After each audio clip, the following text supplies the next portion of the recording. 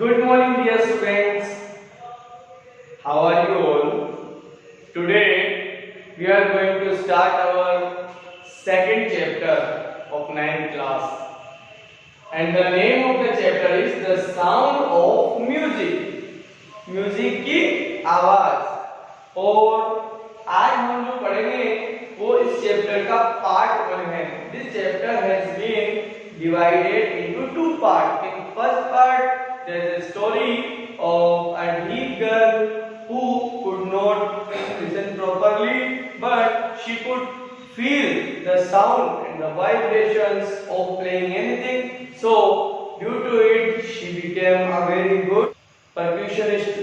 So dear students, let's read about the chapter. And part 1 में हम passage 1 to 5 पढ़ेंगे, and the next part of part 1 will be in next video. So let's start reading. Morning, dear students. Today we are going to study chapter 2, the sound of music. This chapter has been divided into two parts. So today we will go with part 1. This part is about a girl of 17 years old named Evelyn Glennie. She was a deaf girl and she could not hear any sound, but she wanted to become a percussionist. Percussionist होता है जो किसी भी प्रकार के musical instrument को बजा ले। तो वो बनना चाहती थी लेकिन वो सुन नहीं सकती थी। लेकिन फिर उसने अपनी जो अदर सेंस हैं, हियरिंग सेंस के अलावा उसके अदर सेंस को डेवलप किया और फीलिंग सेंस को उसने मोर डेवलप करके और साउंड को फील करना सीखा, और इस तरह से वो बेस्ट परक्यूशनिस्ट बन गई। तो उसके बारे में है, let's read. Before you read से शुरू करते हैं। गॉड में have taken her hearing but he has given her back something extraordinary. लेखक कह रहा है कि भगवान ने उसे उसकी सुनने की शक्ति छीन ली, लेकिन उसको कुछ अलग एक्स्ट्रा ऑर्डिनरी दे दिया। एक्स्ट्रा ऑर्डिनरी मीन्स असामान्य शक्ति। What we hear she feels, जो कुछ भी हम सुनते हैं वो उसको फील करती है। जैसे कई लोग होते हैं जो सुन नहीं सकते लेकिन वो फील करके, महसूस करके और उस जो सुनने की जो कमी होती है उसको पूरा करते हैं।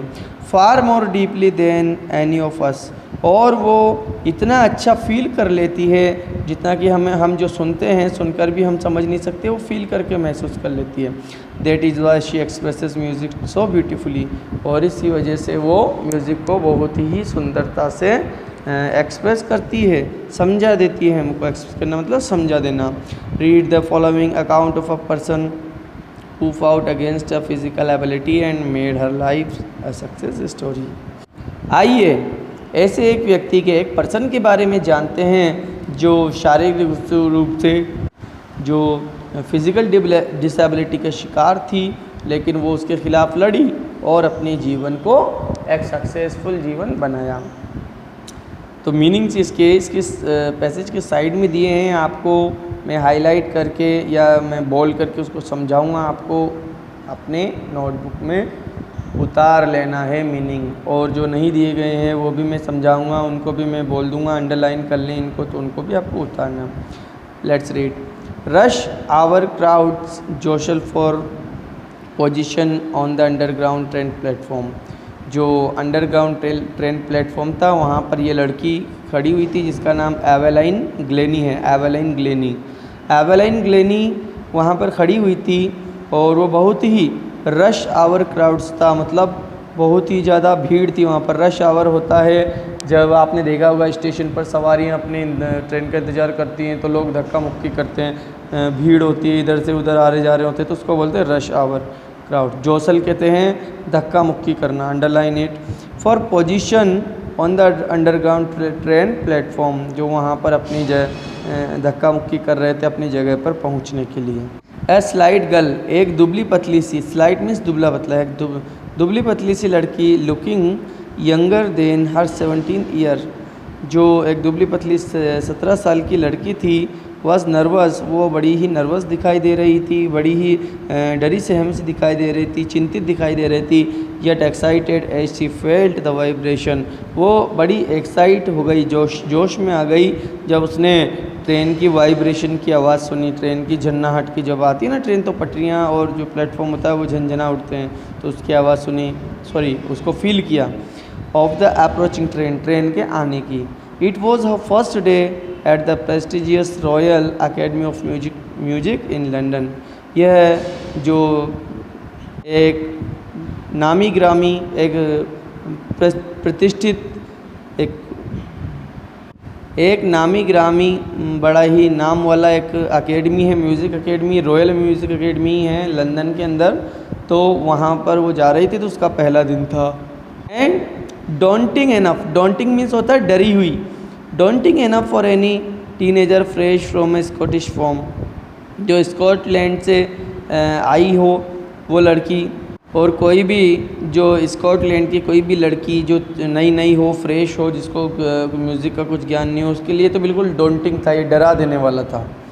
But this aspiring musician faced a bigger challenge, लेकिन ये जो उभरती हुई अदाकारा थी, संगीतकार थी, इसने चैलेंज स्वीकार किया, faced.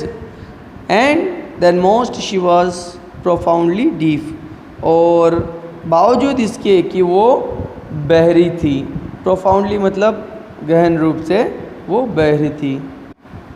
Evelyn Glennie's loss of hearing had been gradual, जो उसकी सुनने की जो शक्ति थी वो ग्रेजुअल, धीरे धीरे, अंडरलाइन इट, ग्रेजुअल, धीरे धीरे जाती रही।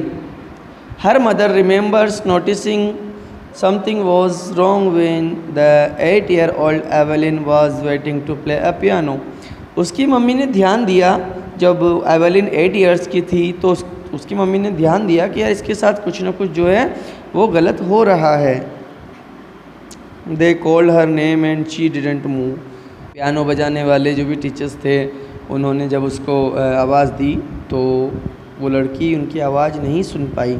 दे कॉल्ड हर नेम, उसका नाम पुकारा उन्होंने, लेकिन वो वहाँ से हिली नहीं। I suddenly realise she hadn't heard. फिर उसकी मम्मी ने कहा, सेज इसाबेल ग्लेनी, जो इसाबेल ग्लेनी जो एवेलिन की मम्मी थी, उसने कहा कि मैंने अचानक से महसूस किया कि शायद उसने उनकी बात नहीं सुनी। For quite a while Evelyn manage to conceal her growing deafness from friends and teachers. For quite a while, थोड़ी ही देर के लिए, तो थोड़े पल के लिए तो एवेलिन अपने साथियों से अपनी बात को, अपने बहरेपन को छुपाने में सफल हो पाई थी।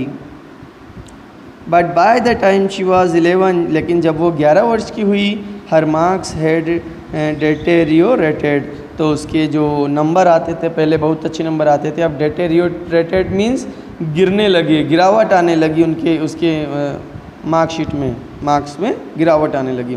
And her head mistress urged, और उसकी हेड मिस्ट्रेस ने, अर्ज मीन्स कहना, उसके पेरेंट्स से कहा to take her to a specialist, उसको कान के किसी स्पेशलिस्ट को दिखाया जाए। It was then discovered that her hearing was seriously impaired as a result of gradual nerve damage, और जब उसको ले जाया गया किसी स्पेशलिस्ट के पास, तो ये पाया गया कि उसके जो कान के अंदर की जो नर्वस सिस्टम था, जो तंत्रिका तंत्र था, वो धीरे धीरे क्षतिग्रस्त हो गया, ख़राब होने लगा, और रिज़ल्ट ये हुआ कि उसका बहरापन आ गया। सीवियरली इम्पेयर्ड मतलब कमज़ोर हो गए, उसका जो कान का जो नर्वस सिस्टम था वो कमज़ोर हो गया, इसी वजह से वो बहरी हो गई। They were advised that she should be fitted with hearing aids and sent to a school for the deaf. उसके माता पिता को सलाह दी गई कि उसके कान का इलाज किया जाएगा, और उसको जो है, जो बहरों का जो स्कूल होता है, हियरिंग इम्पेयर्ड स्कूल जो होता है, वहाँ पर उसको शिफ्ट कराना होगा।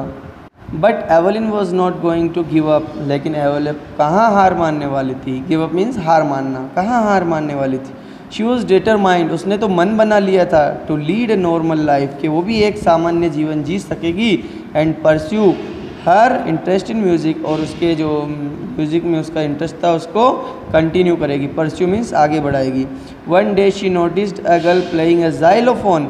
एक दिन उसने ये नोटिस किया, ध्यान दिया कि एक लड़की बहुत ही अच्छा जाइलोफोन बजा रही थी।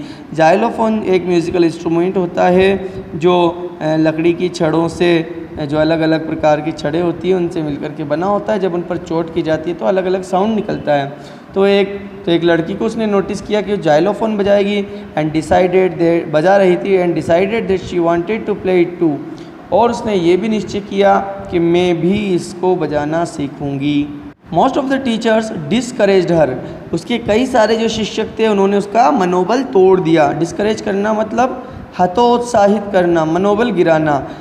But a percussionist Ron Forbes spotted her potential. लेकिन एक जो परक्यूशनिस्ट थे, एक परक्यूशनिस्ट जो होता है वो ड्रम तबला बजाने वाला जो होता है, तबला वादक, तो एक जो तबला वादक थे, ड्रम बजाने वाले थे रॉन फॉब्स, उन्होंने उसके पोटेंशियल को, उसकी क्षमता को पहचाना। He began by tuning 2 large drums to different notes. उन्होंने उसको सिखाना शुरू किया। 2 बड़े ड्रम लिए अलग अलग साइज़ के, और उन्होंने उससे उसकी ट्यूनिंग करना, उसको बजाना शुरू किया और साथ में उसको फील करवाते थे। डोंट लिसन, वो कहा करते थे उससे, don't listen through your ears, कि अपने कानों से मत सुनो। ही वुड से, वो कहते, try to sense it some other way, इसको कोई और तरीके से फील करने की कोशिश करो, सीखने की कोशिश करो। सेज एवेलिन, एवेलिन कहती, suddenly I realise I could feel the higher drum from waist up and the lower one from the waist down. फिर एवेलिन कहती है कि अचानक से मुझे महसूस हुआ कि जो बड़ा ड्रम था उसकी आवाज़ को मैं कमर के ऊपर वाले हिस्से से महसूस कर सकती थी, एंड जो छोटा ड्रम था उसको कमर के नीचे वाले से, मतलब पैर वगैरह से जब उसकी झंझनाहट पैरों पर पड़ती तो उससे मुझे फील होता। Forbes repeated this exercise and soon Evelyn discovered that she could sense certain notes in different parts of the body. फिर फॉब्स उसको सिखाना शुरू करते हैं और धीरे धीरे वो इतनी पारंगत हो जाती है कि वो शरीर के अलग अलग हिस्सों से अलग अलग नोट्स को, ड्रम के अलग अलग बीट्स को पहचानना शुरू कर देती है। I had learn to open my mind and body to sound and vibrations. Evelyn कहती है कि मैंने अपनी बॉडी और अपने माइंड को ओपन कर लिया था अलग अलग प्रकार के वाइब्रेशन और साउंड्स को सीखने के लिए, लर्न करने के लिए, सेंस करने के लिए। The rest was share determination and hard work. और जो बाकी थी वो मेरी शेयर डिटर्मिनेशन, एक लगन थी, कड़ी मेहनत थी, हार्ड वर्क था, और शेयर डिटर्मिनेशन में पक्का इरादा कर लिया था। तो इन सब की मेहनत रंग लाई। She never looked back from that point onwards. फिर उस दिन के बाद से उसने कभी पीछे मुड़कर नहीं देखा। She tour to United Kingdom with a youth orchestra. और वो फिर उसने यूनाइटेड किंगडम की यात्रा की एक यूथ ऑर्केस्ट्रा के साथ में, जो जवान लोगों का, जो उसके जैसे ही लोगों का एक ऑर्केस्ट्रा था। And by the time she was 16, और उस वक्त वो 17 साल की थी। She had decided to make music her life. उसने म्यूज़िक को ही, संगीत को ही अपना जीवन बनाना शुरू किया। निश्चय कर लिया था कि मैं संगीत को ही अपना जीवन समर्पित कर दूंगी। She audition for the royal academy of music. उसने जो लंदन का सबसे बड़ा म्यूज़िकल एकेडमी थी, वहाँ पर उसने ऑडिशन दिया था। ऑडिशन मतलब एक टेस्ट होता है, एक परफॉर्मेंस होती है जिसको देख करके, और जो डायरेक्टर होता है उसको यस या नो बोलता है कि हाँ तुम एबल हो या नहीं हो। तो ऑडिशन दिया और स्कोर्ड और हासिल किए one of the highest marks in the history of the academy. जो उस एकेडमी के इतिहास में कभी ऐसा नहीं हुआ था कि किसी बच्चे ने इतने मार्क्स हासिल किए हो, वो उसने स्कोर किए थे। She gradually moved from orchestral work. धीरे धीरे, ग्रेजुअली मीन्स धीरे धीरे, मूव्ड वो बढ़ने लगी, from orchestral work to solo performance. पहले वो ऑर्केस्ट्रा में ग्रुप में बजाया करती थी, अब वो धीरे धीरे खुद सोलो मतलब स्वयं का एक ही व्यक्ति जिसको बजाए सोलो परफॉर्मेंस देने लगी। At the end of her 3 years course, जब तक उसने वहाँ से 3 साल का कोर्स किया, she had captured most of the top awards, तो उसने कई सारे अवार्ड्स जीत लिए थे। एंड फॉर ऑल दिस, और इन सब के लिए Evelyn won't accept any hint of the heroic achievement, और इन सब के लिए उससे जो उसने हीरोइक अचीवमेंट जो की थी उसके लिए उसने कहीं किसी से कोई हिंट किसी तरह का मार्गदर्शन नहीं लिया, वो सब अपने आप उसने किए थे। If you work hard and know where you are going you will get there, वो कहा करती थी कि अगर आप कड़ी मेहनत करोगे और आपको ये पता हो कि आप कहाँ जा रहे हो, किस दिशा में जा रहे हो, तो आपको निश्चित एक दिन मंजिल मिल जाएगी। And she got right to the top, the world's most sought after multi-percussionist with a mastery of some 1000 instruments and hectic international schedule, और उसकी मेहनत का फल उसे मिला भी। वो दुनिया की सबसे ज़्यादा चाही गई मोस्ट साउट सबसे ज़्यादा चाही गई मल्टी परक्यूशनिस्ट, एक मतलब एक साथ सैकड़ों अलग अलग इंस्ट्रूमेंट बजाने वाली, और उसके अंदर मास्टरी उसने महारत हासिल कर लिया था of some 1000 instruments and hectic international schedule, वो उसको सब कुछ मिला जो उसने चाहा। साथ ही उसे मिला एक हेक्टिक कहते हैं बिज़ी, व्यस्त, इंटरनेशनल शेड्यूल, एक उसे व्यस्त इंटरनेशनल शेड्यूल मिला, बिजी शेड्यूल मिला। अब वो इतनी बिजी रहने लगी कि उसके देश के बाहर भी अंतर्राष्ट्रीय स्तर पर उसके परफॉर्मेंस होने लगे। So dear students, I hope you have learn it well. फिर भी अगर कोई प्रॉब्लम हो तो you can contact to my mobile numbers. Thank you very much. Dear students, today you have no grammar work. आपको सिर्फ जो 1 to 5 पैसेज पढ़े हमने पार्ट 1 के, इसको रीड करना है अपने घर पर 2 बार 3 बार 4 बार इसको रीड करना है, अच्छे से समझना है, और कोई प्रॉब्लम आए तो मुझसे कांटेक्ट करना है। इसीलिए क्योंकि ये वीडियो थोड़ा बड़ा है, 15-16 मिनट का है, और फिर अगर मैं इसमें ग्रामर वर्क देता तो it could have been too bigger, so I did not put any question answers. बस आपको मीनिंग राइट करने हैं और इसको रीड करना है, मीनिंग लर्न करने हैं इसके। Okay, thank you.